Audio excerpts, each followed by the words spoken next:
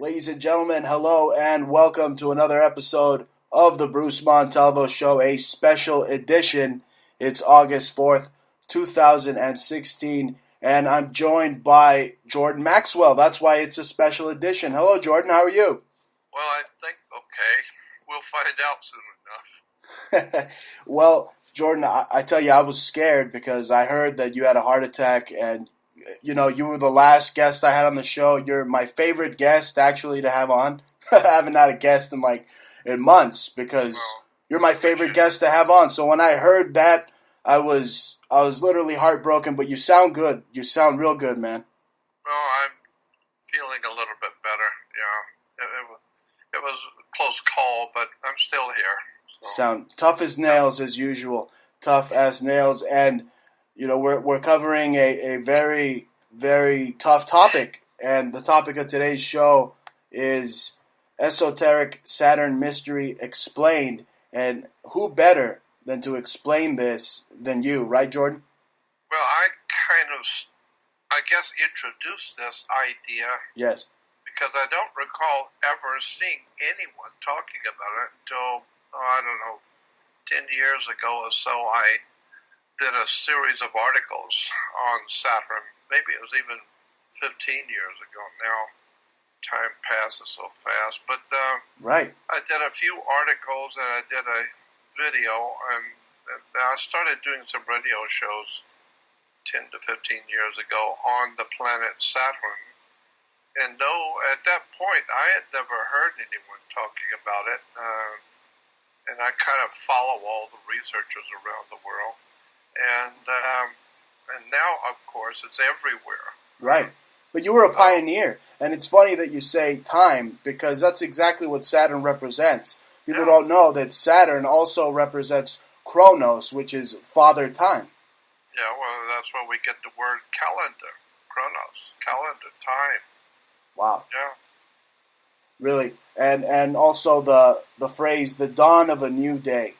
That's a phrase that they use, and that is literally Saturn worship as well. Of course, yeah. And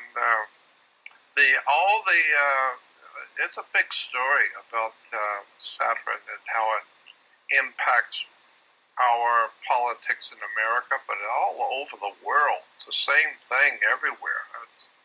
Communism uses the symbols. Yes. Nazism uses it. Fascism uses it. Almost every country in the world uses the Saturnian symbol. Right. Planets, the planet Saturn's astronomical and astrological symbolism. Yes. And, it's interesting when you start looking at this stuff for the first time and see how for thousands of years government's been using the astrological and astronomical symbols for Saturn in their national coats of arms, the hallandry of the royalties of Europe, and my God, it's everywhere. And most people have never even heard such a thing. Right, no, they're not aware. And the thing is, with me, I mean, what was the moment of like a quantum leap in consciousness for me was, I mean, just looking at the symbolism that surrounds me everywhere. I mean, I'm lucky enough to have mentors like you that opened my mind to this, but now I see it everywhere. I mean, the Target logo, that's Saturn symbolism. Everywhere. Right? Harley Davidson, I mean, the Bentley, Chrysler, Nissan, and then the Toyota. I have a Toyota. And even that is Saturn symbolism. But then here's where it gets darker, Jordan. As you know, the Toyota symbol also kind of looks like a Baphomet symbol. Well, guess what? The Baphomet, it represents Saturn as well, right? Yeah, and so Saturn is actually connected to so many of the ancient gods. And yes. So David, what was his name? David, I'll think of it in a minute. He wrote the book on the Saturn. David Talbot, Talbott, I think it is. David Talbot wrote the book called The Saturn Myth, and that was many years ago. And when I first come across that book, it really moved me to contact him, and I ended up being in his company. I ended up helping him finance some of his big projects for him. Nice.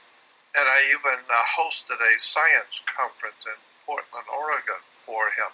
And so Saturn has become very important all over the world. And to show you how it's interwoven into our lives and we don't even know it, the Jewish religion, Judaism, is based on the worship of Saturn. Islam has Saturnian symbols all over it. Right. The Kaaba in Saudi Arabia, the Kaaba is right. Saturnian. That cube from Mecca. Also, what the tefillin, right? The wrap. All has to do with the planet Saturn. And so when you see the Arabs and the Muslims marching around the black square called Mecca, right? That's Saturnian. That's Saturn. Wow. And then when you see kids getting out of college and high school and then graduating with the square martyr board and the tassel, that's a Saturn symbol. And black robes. So there's just so much that is Saturn, and but people don't know that. So again, I think the most interesting and the most important is the ancient worship of Saturn, how it has been the foundation for Judaism, and ultimately for out of Judaism, for Christianity and Islam. And Saturn can be traced all the way back into Hindu, because, and here's another point, the Jewish religion, Christianity, and Islam, all three are based on a mother religion. All three are based on another religion, which is Hindu. Right. So the Hindu religion is the basis for Christianity, Judaism, and Islam. That's where you also get the Trinity, right, Jordan? That in Hinduism, you have Brahma, Vishnu, right? That's right. It's the same thing over and over again. Yeah. So in Hindu, it's Brahma, Vishnu, Shiva. Yeah. In Egypt, it was Osiris, Isis, Horus. Christianity is Father, Son, and Holy Ghost. And Judaism is Abraham, Isaac, and Jacob. And none of those people ever lived. There was no Jesus who ever lived. There was no Abraham, Isaac, or Jacob. Right, it goes back. I mean, Attis from the Greek times had the same story. Dionysus had the same story. You go back, go back in the ancient timeline, you see all these historical figures or deities had the same history, the same pattern. But Jordan, scientists have looked at Saturn and they see that there's some type of hexagram from within Saturn. I mean, like Saturn itself from within is a hexagram. Yeah, well, even at the North Pole of Saturn is a hexagram, a six-pointed hexagram, and that's at the North Pole.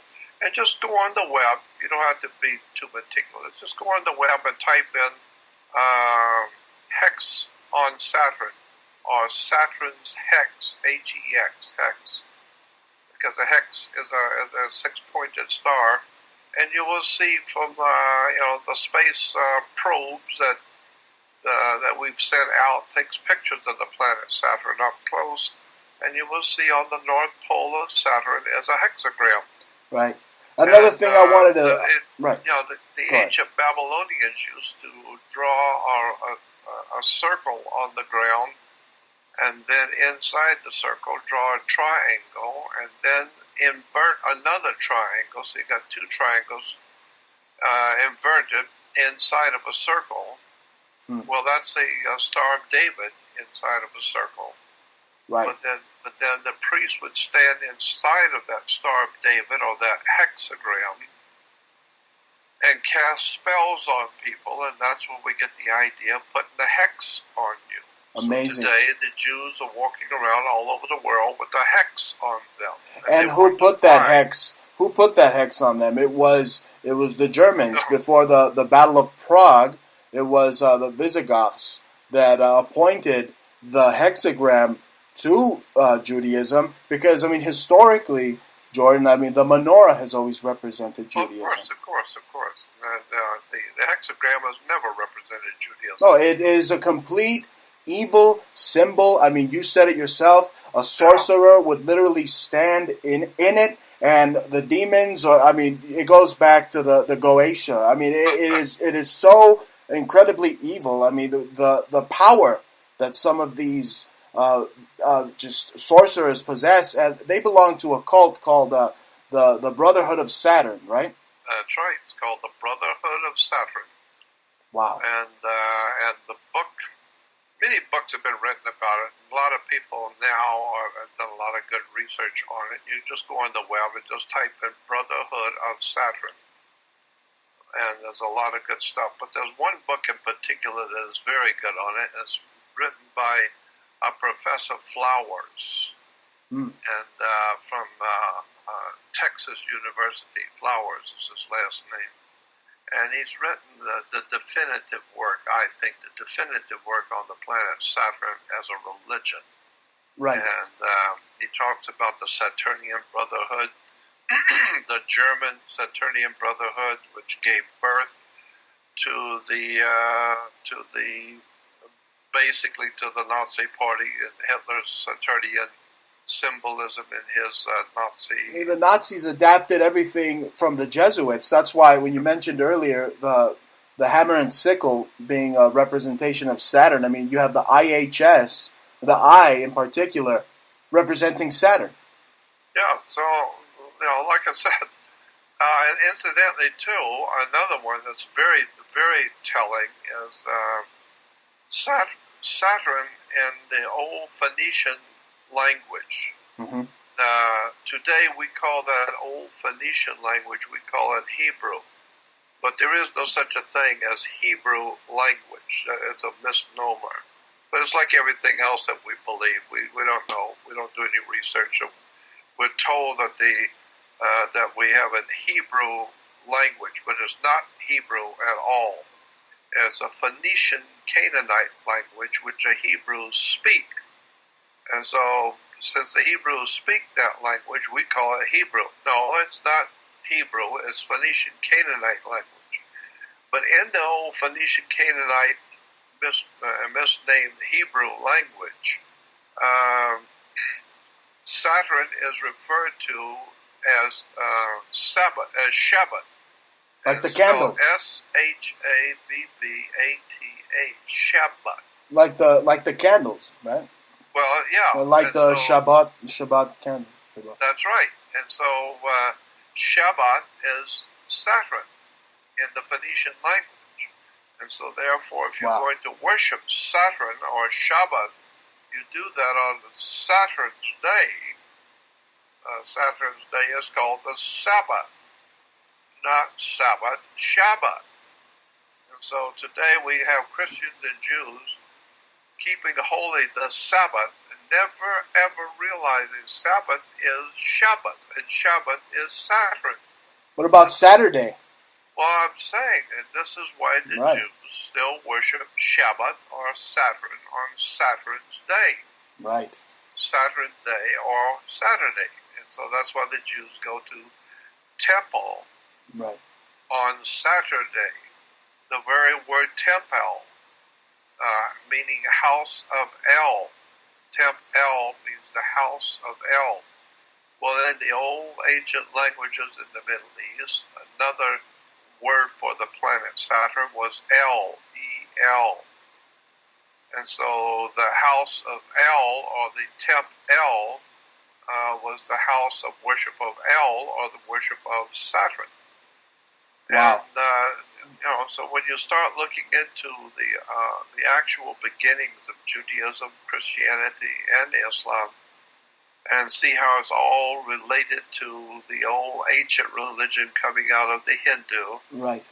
And then you look at the symbols where the gods, like in Hebrew, one of the main gods, Yahweh, and he's standing with a circle around him. The Jews in Hollywood today are still making movies, about their God. We go to movies and not realizing Well, That's today what the movies are all about. I would say it's more like the Nazis in Hollywood that pretty much discovered Rustic Canyon, like we talked beforehand as well. I mean, we don't even know who the true Jews really are. I mean, it's like the synagogue of Satan. I mean, the Nazis had this breeding program, and you don't know if they have Mischling or Lebensborn. I mean, it's literally ridiculous. But you mentioned the word El and how it was referred to Saturn, and right there you have Elohim, and elite. That's right. That's where you get words like that. That's right. And then you understand that in Egypt they had the worship of Isis. Right. A long time ago, there was the worship of a female deity called Isis, which was spelled I-S-I-S. Horus's mother. Yeah, and that's what we hear even a lot today about terrorist organizations. Oh, and where is it happening, Jordan? Where is it happening? In France and Isis. That's right. That's what Paris was. And the people don't even see it. They don't care. They're too stupefied playing Pokemon Go. They don't care about these things. Well, again, that's important. That the very word Paris, if you look up the etymology of the city of Paris, it will tell you originally that city was Isis. P-A-R, then I-S-I-S. Isis. Then they dropped one of the I-S and just made it Paris. But it's Isis. And anyway, it's a hell of a story about how so many religions and government symbols and seals and words and terms and religions are all based on the planet Saturn. I mean, the corporate world alone, Jordan. I mean, we mentioned the Target logo. I mean, cars like Nissan, Chrysler, Toyota. I mean, even the car company Saturn has it's called Saturn. And even your girlfriend's handbag, you buy her a handbag, the Chanel logo, that's Saturn worship. And it's proliferated through the media with these pop bubblegum artists. You got your Lady Gagas, you got your Beyoncés wearing these big Baphomet rings. I mean, the jewelry, the attire, all meant to praise Saturn. I mean, even Madonna dedicated a Super Bowl to Saturn. I know.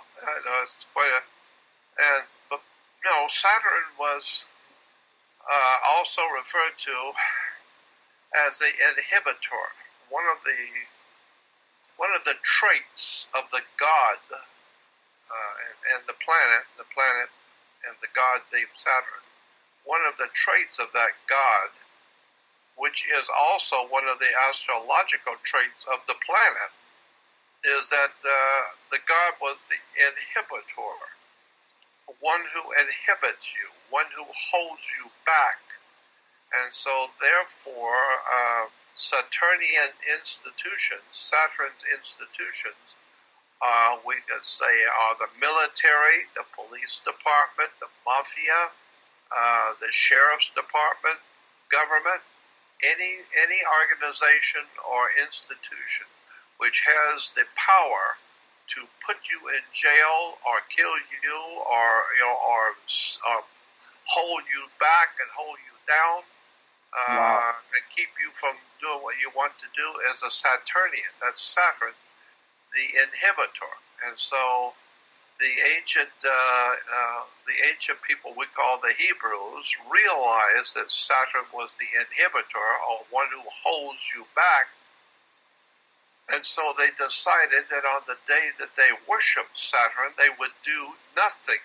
So they called it the Sabbath, which again comes from Shabbat. But the point I'm making is that the Jews do nothing on Sabbath. They don't do much of anything. I pretty much just hang out on that day.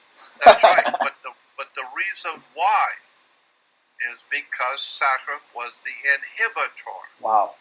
And if he's going to inhibit you, meaning if he's going to hold you back and not let you do this, he's not going to let you do that, he's going to hold you back and teach you a lesson, then the Jews said, well, if he's going to hold us back, why don't we just do nothing? You know, Jordan, Saturn's starting to remind me of my parents. They were kind of inhibitors. You know, with a name like that, I mean, Saturnian power. Don't they call Saturn also the Dark Lord, or the Dark Sun, or the Black Sun, or the Lord of the Rings? I mean, that's Lord of the Rings. You get that movie from there as well. I know. That's why women wear wedding rings, and men get married wearing a wedding ring, and women wear the earrings. Lord of the Rings has to do with the planet Saturn. So when women are wearing earrings, they are showing respect for their god Saturn. Wow. So, like I said, people wear rings all the time, never realizing where the idea of the ring comes from. You know, it comes from the Lord of the Rings, Saturn. Absolutely. They call Saturn the red planet. And then let's just break down some words here.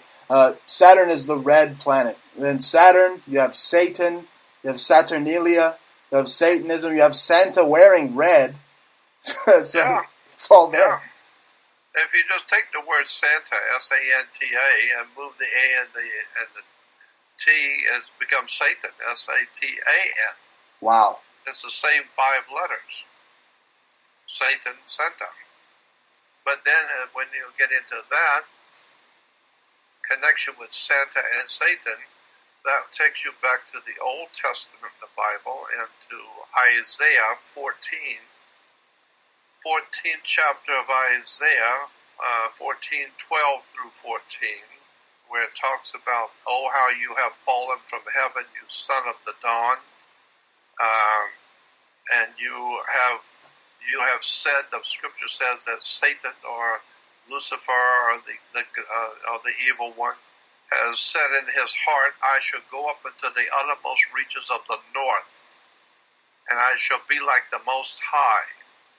And so this is why Santa comes from the North Pole, because the scripture says in Isaiah 14:12 that Lucifer will go up into the north. And wow.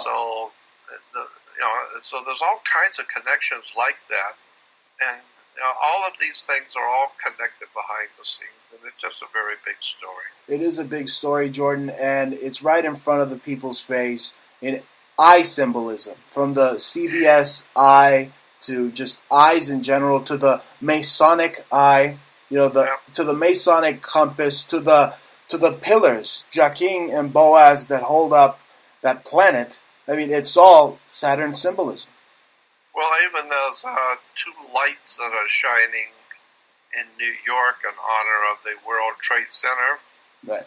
The World Trade Center itself were 2 identical buildings, and they represented Jachin and Boaz, but most people don't know that. This is why all over the world, just go on the web to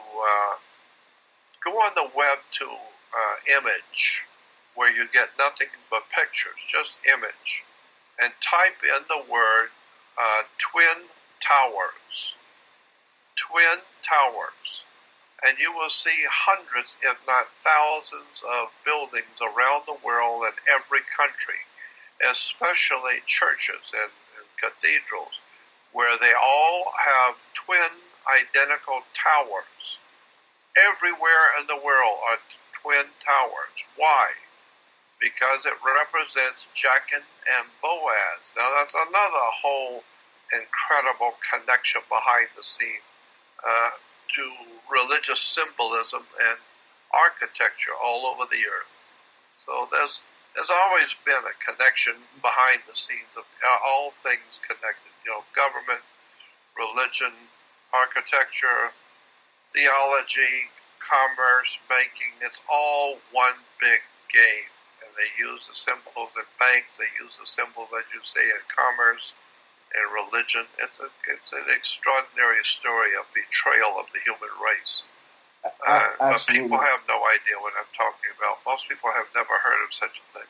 Well, this audience, fortunately, Jordan, I've tried to build an audience that's as aware or even more aware, believe it or not, than us. I really respect my audience. That's why I love having you on, because you're so informative. You're one of the wisest people I've ever had the pleasure of speaking to on the Bruce Montalvo Show. I appreciate it. It's nice of you. It's not true. I'm just an ordinary person. But Right. But I just do what I do, and whoever's supposed to hear me will, and whoever's not supposed to won't. So I just do what I do and see where it goes. But incidentally, in relation to what I do, I was told quite a long time ago. I finally did something about it. That when you're talking, there are two of you. You need to understand that there's two of everything, and there's two of you. There's a private you and a public you. And the private you is between you and I. If we're out having a beer in a restaurant somewhere, just you and I, and whatever deal we make between the two of us, nobody in the world's going to know but you and me. That's called the private side. That's a private thing between two people. And so if you are, say, in a church or a group, and I'm using this as an example, like the Klan, Ku Klux Klan, you can say anything you want about anybody you want, no matter what it is, no matter how bad it may sound. You can say anything you want because you have a right of freedom of speech, as long as you say it in your church, where it's just your people hearing you. As long as you say it in your club or in your private little group, whatever your group is, you can say whatever you want in that group because that's private and you are protected with private speech. But when you take your speech and take it out onto the public and putting it on the web and talking the same way you would talk in your church or to your club, now that's different. The government now is empowered to protect the public. Therefore, if you're using all kinds of foul language, which you can do if you're in private association, but if you start talking about other people and using all kinds of profanity in the public, now the government has the right to come in and do whatever it wants to. Well, they get NDAA you. You know, it's like Clint Eastwood said. I heard him say this the other day. That and bear with me here. Clint Eastwood said the other day that we literally have a pussy generation now. Yeah. And it's completely true. Completely true. The PC. But here's the point I was making about this: that I have realized that I've gotten myself in trouble in the past talking about things publicly that can get you, in trouble. Telling people things they're not supposed to know. Right. And so I was advised by some lawyer friends of mine if you're going to say things and present things which are very controversial, you better do it in a private way, not in a public way. Because certain documents and pictures and things that I would like to say in the public can get me and other people in trouble, talking about something that the public's not supposed to know about. And so I have decided to take my work. I'm leaving everything out there that I've done over the years. It's too late to privatize that. Right. So everything I've done over the years is still out there for free. But I have created a new website, which is on my website. My only legitimate website is Jordan Maxwell Show. Any other website that has my name on it is not mine. It's Jordan Maxwell Show is my website. I saw the legal letter you sent me. It's truly a battle you're having in courts of your intellectual property.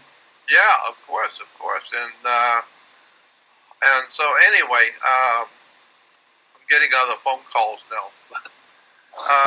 Tell them you're on the greatest show on alternative media. That I have my website is jordanmaxwellshow.com, and on that website, it's a free podcast. But on that website, I have another website which is private, and it's called the Research Society website.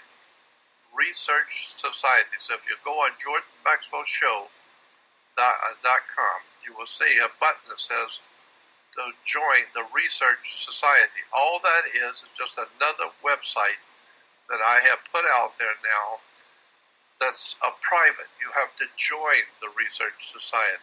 Right, and they get to have exclusive, maybe one-on-one talks like I'm having with you, breaking down just crazy esoteric topics like this with literally a esoteric researcher, a scholar. I mean, one of the best in the field, Jordan Maxwell. Well, that's exactly what I've done. I've put all of my stuff. I haven't even begun. I mean, it's enormous now, but I haven't even begun to upload everything. I'm just doing a little bit every day, but I'm putting up pictures and documents and articles and audio and video and all kinds of research materials on all kinds of controversial subjects. And little by little, I'm downloading and uploading all kinds of research materials. A lot of it is just controversial. Some of it's very, very controversial. Right. And so I'm doing that on a private website called Research Society. So go on my website to Jordan Maxwell Show, and you will see a button that says join the Research Society website, and join it. Click on it and join. Absolutely. People got to support your work. I mean, I've supported your work. Books, great books like Matrix of Power. I mean, you have Symbols, Sex, and the Stars. I mean, just amazing work like that. You will speak to people exclusively in the Research Society. Yep, that's it. I'm putting out all kinds of stuff I would never put on a regular website. I'm putting it in. So I don't care. Now, if somebody takes something I put on my Research Society website, they take it public. That doesn't hurt me because it wasn't me that did it. So if the government's going to come out to somebody, it will come out to whoever put that material out there, but it's not going to come out to me because I only put it on a private basis. So just know that all the good stuff is going to be on the private side, on the private, it's called Research Society. All the juicy esoteric talk. Anyway, we were speaking of Matrix of Power, and I want to get back to Saturn because Saturn to me is a matrix of power. That ring around Saturn, I mean, I don't want to sound like Socrates here, but could it represent literally like the sands of time? Yeah. But Saturn also, there's a lot more to that planet. I mean, first of all, what are the rings? Why are there rings? Why are there rings around Saturn?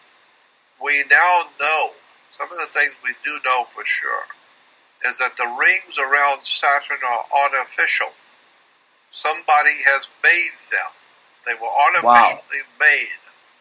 And we now know, because we've got pictures when the space probes went past Saturn taking pictures,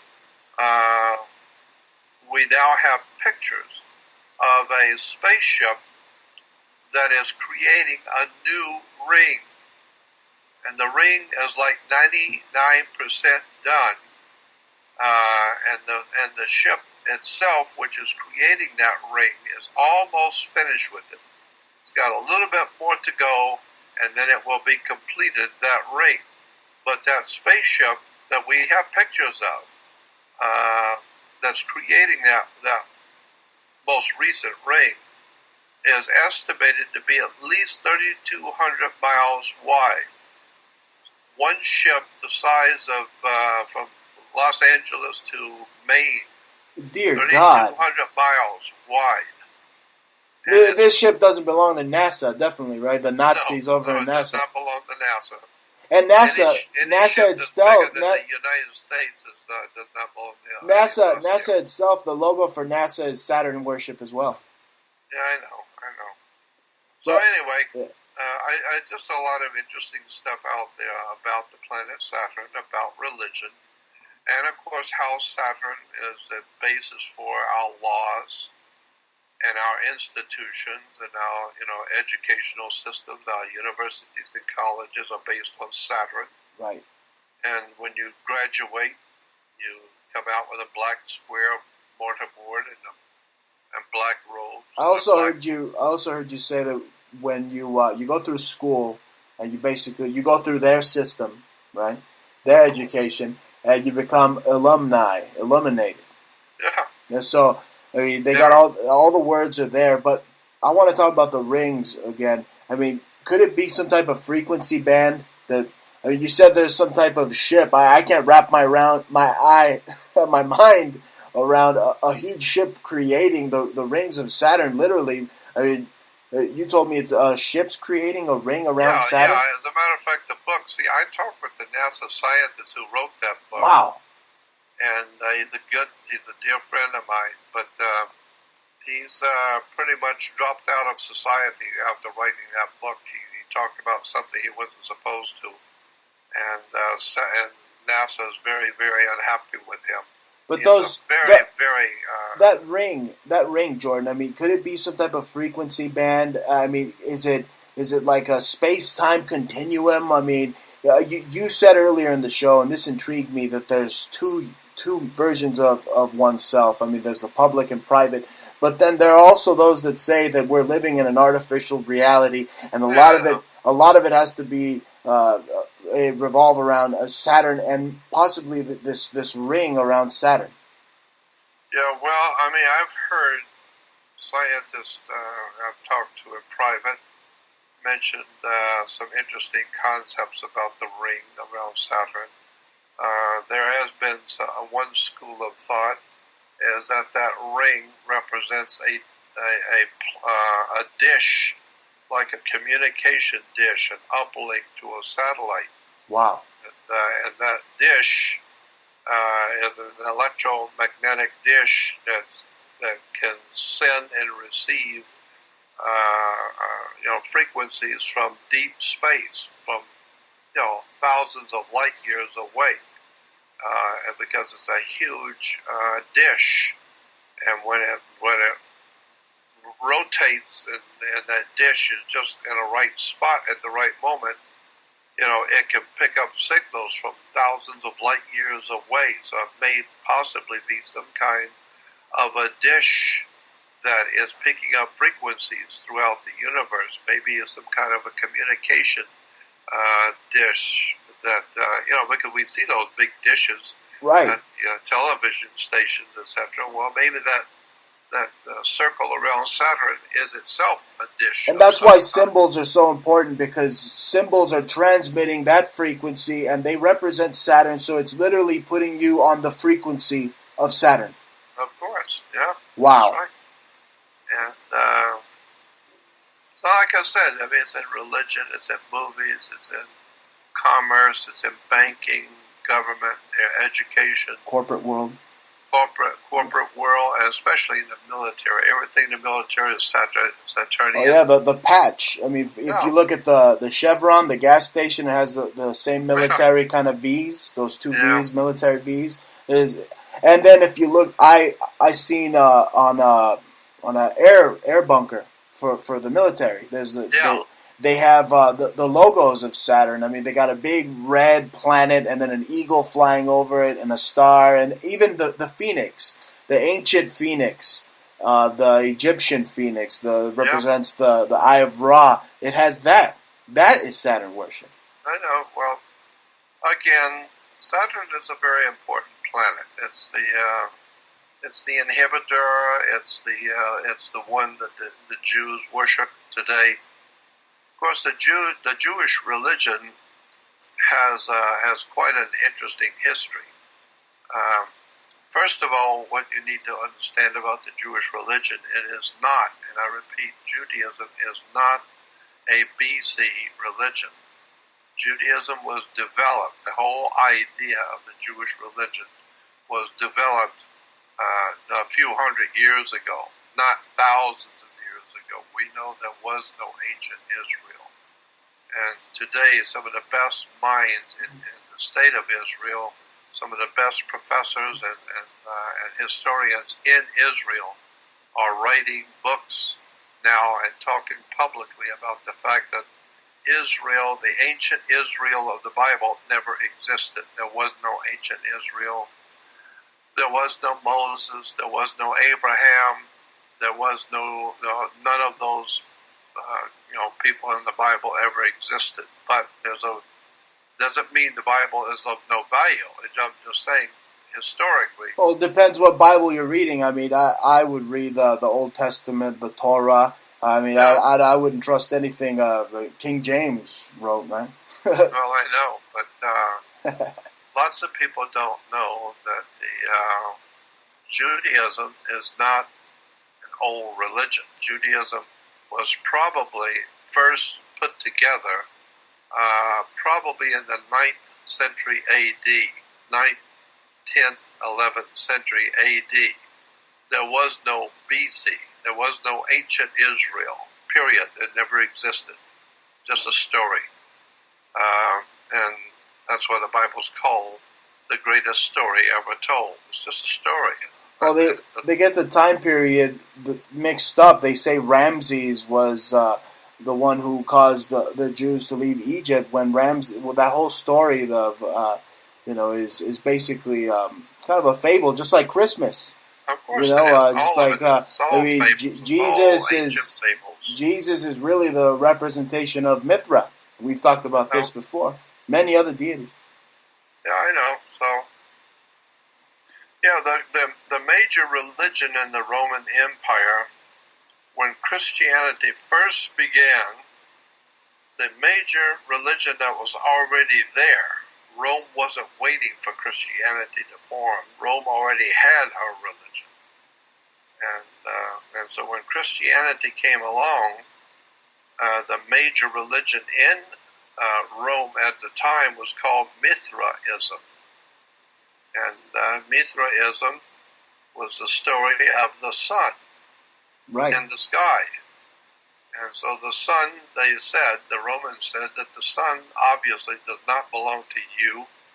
It doesn't belong to Africans or Chinese or anybody else on the earth. It doesn't belong to us. So the Romans asked the question, well, who owns the sun?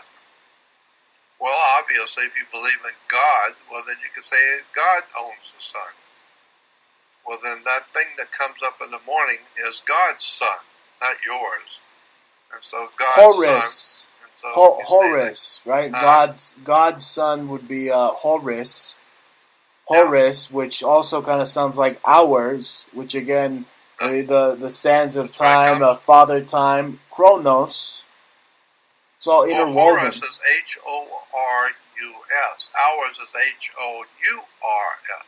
Right. I just think it's kind of similar. You see like a subliminal thing going on there. Horus, hours. Yeah, I know. But I'm just saying that the idea was in the old Roman religion is that Mithra was God's son, the light of the world. Of course, the sun is the light of the world. Now, what else lights the world if it's not the sun? And so the sun, in Mithraism, the sun had 12 helpers. That was the 12 signs of the zodiac, of the 12 months of the year. Right. So now you've got God's son with his chosen 12. Right, which could represent the summer solstice. Actually, it does represent the summer solstice, the Templar cross. I mean, again, it's kind of hard to figure out if it's Saturn worship or sun worship, but then also you have the way that the sun would sit, or the way Saturn would sit, that it kind of looks like it had a little beard or something, so that you see in all these religions, men are wearing the beards, and it is Islam and Judaism, they have the beards. Again, even having a beard could be Saturn worship. Yeah, well, because it's used in all the worship of Saturn. The men wear beards. God has a beard, right? Yeah. Anyway, it's just very interesting religion, theology, and my God, we could talk about theology all night long on stuff that people have no idea in the world. Absolutely. I mean, how many people are going to church and never realize where the word church really comes from, what it means? And it would shock you when you find out what the word church really means, where it came from. You've said the Scottish word, it was kirk. Yeah, that's right, kirk, K-E-R-K or K-I-R-K, either way. Right. Kirk. So if you're a Christian and you're living in Scotland on Sunday morning, you're going to Kirk, which is like Captain Kirk on the good ship Enterprise. Remember on Star Trek? That's right. Kirk is Scottish for church. In England, is church, spelled C-H-U-R-C-H. But church comes from a Scottish word, Kirk. And so that's why you have Captain Kirk on the good ship Enterprise, because that's what a religion is. It's a company, it's a corporation, it's an enterprise to make money. Right, even the logo, the logo on the dollar bill, Annuit Coeptus, means enterprise in Latin, or a successful enterprise. That's right. Jordan, I wanted to ask you, how do you think ancient man saw Saturn thousands of years ago? I mean, well, see, that's another point. Right. Because I just wanted to tell you, I mean, I saw Saturn from a telescope in New York City. I was in New York City, and there were these amateur astrologers out there. They had a pretty nice telescope. I went in there, and they said, "There's Saturn right there." I took a look at it, and it looked so minuscule. I mean, I could barely see it. How could they detail today, all the hieroglyphics and everything, how they detail Saturn to this day? I mean, how do we know what it is? The Chinese, the most ancient Chinese dynasties always drew the planet Saturn with rings. All the ancient, and I do mean 10 to 12,000 years ago, there were paintings on walls of a planet with rings around it. So that's nothing new that we just discovered. The ancient peoples in the really prehistoric and ancient world knew that Saturn had rings. The Chinese knew that. The Babylonians and the Assyrians knew that. Hell, they knew all kinds of things. We haven't been told the half of what the history of this earth really is. Oh, we weren't even told that the Nazis won the war, like you said. We weren't told that. Seriously, I live. None of your business. I live by an Air Force base, and every time I see some planes take off, I hear like Wagner in the back of my head. Yeah. I just hear it, man. Well, the idea is that this kind of knowledge I'm talking about is on a need-to-know basis. Right. And the powerful people in this world figure you don't need to know. So you just, like George Carlin used to say, power, it's a big club and you ain't in it. And so, that you're not in the big club, then you don't need to think about it, you don't need to worry about it. Just go watch your sports, go watch your ball game, have a couple of beers, and don't worry about it. And that's the thing, because you mentioned ball game, and the whole idea behind baseball comes from the ancient death cults, going back to the Aztecs, these ancient death games. And it's basically like baseball is basically a huge Masonic sport. It's played on a diamond, and you have the pitcher in the middle. He's like the grand architect, and then the batter represents death. I could keep going. Yeah, well, it's and basketball goes back to the Aztecs and right. the Mayans. That's where we get basketball, from the Aztecs and the Mayans. And the only difference in the game was in the Aztec system, playing basketball, if your team lost, you die. Yeah. That was the way they played it back then. Right. So you got a good Toluca. team. You must Toluca. have a good team. That was the game Toluca. Yeah. Right. So if you got a bad team and you lose, that's all right. You won't lose but once. They kill you. That's it. They wouldn't let the Clippers keep playing if that was the case today. Let me tell you that. Anyway, Jordan, let's cover some more symbolism here for Saturn. I mean, so many symbols. I mentioned the Rosicrucians. Their whole symbol. It's Saturn with the wingspan. The yeah. But then there's also something else that needs to be said that's very important.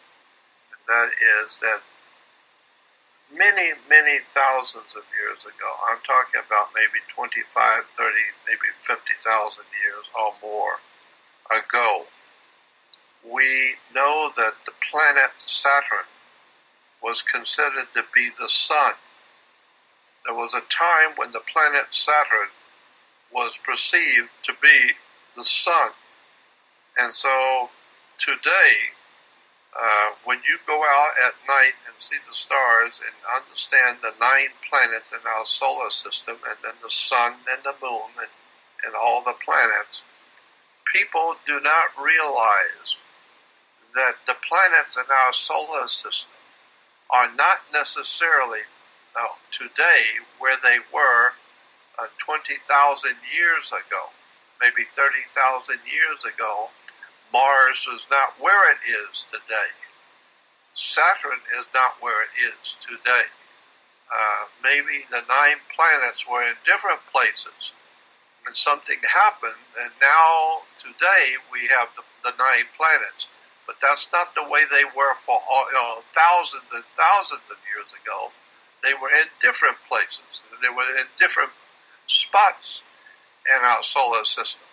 And so we know that Saturn was very, very close to the Earth. At one time, many countless thousands of years ago, the planet Saturn was very close to the Earth. It took up probably 1/4 to 1/3 of our sky at night. Wow. 1/3 of our sky was the planet Saturn. How do we know that? Because the ancient and prehistoric drawings on cave walls and paintings going back, 5, 6, 7,000 or more years ago, they show the planet clearly with rings and in relation to the other stars, in relation to the moon, that the planet Saturn was reflecting the light from our sun. But when it reflected the light, it was so huge and it lit up the Earth because it was so close to the Earth. And so Saturn was referred to and considered to be the ancient sun. And because the ancient sun was the planet Saturn, and Saturn's color was always black, that's where you get the Nazis with the black sun. Right. And the black sun is used in symbolism and demonism. Right. Devil worship. The black sun is always very important. Well, in masonry, you see the black sun. You see it between the pillars of Jachin and Boaz. You see them holding up this black sun. That's Saturn. And all of that goes back to 10, 12,000, maybe 20,000, maybe 30,000 years ago. Wow! And you mentioned that it's directly related to Satanism. I mean, when the politicians, when they do the devil horns sign, that's Saturn. And, I find it so funny. I'm watching this reality show that we call the presidential race. And I see Donald Trump up there and Hillary Clinton, and they're both doing the Hitler Sieg Heil, and the people are cheering. And they're doing it in front of the people. Then they're doing the 666 OK kind of like hand sign. The phallic sign. They're doing that sign. And Donald Trump must do it like every 3 seconds. But then I look at the logo for the Republican Party itself, and they went from having the stars a little bit upright to inverting them like pentagrams. That's right. So and at the DNC, the latest DNC, they literally had the stage set up as the eye of a Horus. And again, we just mentioned that Saturn was considered the old sun, so it's basically Saturn worship at the DNC, and it's Saturn worship all over the Republican Party. Of course it is. All over Nazism, all over communism. Saturn is the inhibitor. Well, that's what communism and Nazism and fascism do. And they inhibit the human race. These the people that are descendant of Nazis, they're like the legendary from the books, so like the Amalek. You heard that, the Amalekite? Yeah, I know. Right. So in this type of frequency, I mean, they're literally like what we could consider in a metaphysical world we go through the frequencies of Saturn, these people here today could these descendants of Nazis. I mean, they could very well be that are running the world. They could very well be like these metaphysical reptilians, according to Saturn. Yeah, well, and, what did the ancient Gnostics in Egypt call the world rulers? They call them. What was the word they called them? I always forget that word. Archons. Yes. The word archon. Archons were said to be the hidden masters of the world. Wow. These Illuminati masters who you have never seen. And I know that's true. The real people and power on this earth you have never heard of, you've never seen them, you never will see them. You'll never see them, you'll never know their name, and you'll never hear anything about them. But you know their history. The people who really run the planet. You know their history, and you know they're hell-bent on slaughtering Jews. I mean, it continues to this day. I mean, you could say what you want about the Judaism, but, I mean, the Catholics, the Jesuits, they're literally in the business of killing Jews. They've been killing Jews since the Inquisition, and they're still doing it today. I mean, they're trying to vilify the Jewish people by saying that the Rothschilds are Jewish. I mean, they're Anglo-Saxon. They're German. Yeah, I know that. Yeah, and there's a big difference between speaking Hebrew and Yiddish, which is a German form of Hebrew. Yeah, that's a whole story there too. But then the Romans were especially haters of the Jewish people. But but then again, they also killed lots of people. So there's a whole history to the European presence of the Vatican. You know, there's an old saying that all roads lead to Rome. Right. And that's true. Because all the subjects that you want to bring up, wars and violence and terror and all that kind of stuff and corruption, all of those roads lead back to Rome. It's still the same old Roman Empire today. And with the Saturn worship, that leads directly to Rome's doorstep. Sure does. No doubt about that. Amazing, Jordan. Well, Jordan, give out your websites once again. We're running a little short on time. Thank you for doing this hour-long special broadcast with me. It's been one heck of a ride here. Let me tell you, what an amazing show. Tell our listeners where they can find your stuff. Just go to my website, JordanMaxwellShow.com, and join my Research Society website. It's right there, JordanMaxwellShow.com. Go there and you'll see Research Society, and all it is just a new website in which I'm putting all the good stuff. I'm not putting it out for free, and I'm not putting it out in public anymore. I'm putting it only for those who care about my work. Tell me about it. I should charge for this show. I mean, all the truth bombs we put out on this show, I should charge the people at least $5.50 for this show. This is I should be able to have at least some beer money with this show, right? I know. Yeah, I know. It's all about Hebrew. I've been doing this stuff for many, many years for free, and I've been doing it for almost 50 years now. Amazing. I mean, giving lectures in East Los Angeles. I mean, you're truly in the '60s. I mean, you're truly a legend, Mr. Maxwell, and without guys like you, I could say wholeheartedly, I wouldn't be here doing this type of radio today. Well, I'm happy I was able to do something, for somebody. And just, like I said, I just do what I do, and I figure whoever's supposed to hear me will. Whoever's not supposed to hear me won't, so I don't care. I just do what I do and see where it goes. Thank you, Jordan. You stay healthy out there, my friend. Be sure to drink this Chinese tea, this Denchin. It's very good for the heart. It'll strengthen up that. It'll strengthen up that already strong heart of yours, Jordan. Thank you so much for being on our show today. Yeah, we'll talk another time. Excellent. Bye-bye. Thank you, Jordan. Bye-bye. Bye. That was legendary researcher, scholar Jordan Maxwell. I am out of time, folks.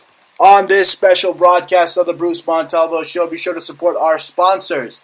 Go to 5starhousegoods.com. That's 5starhousegoods.com and use coupon code Bruce.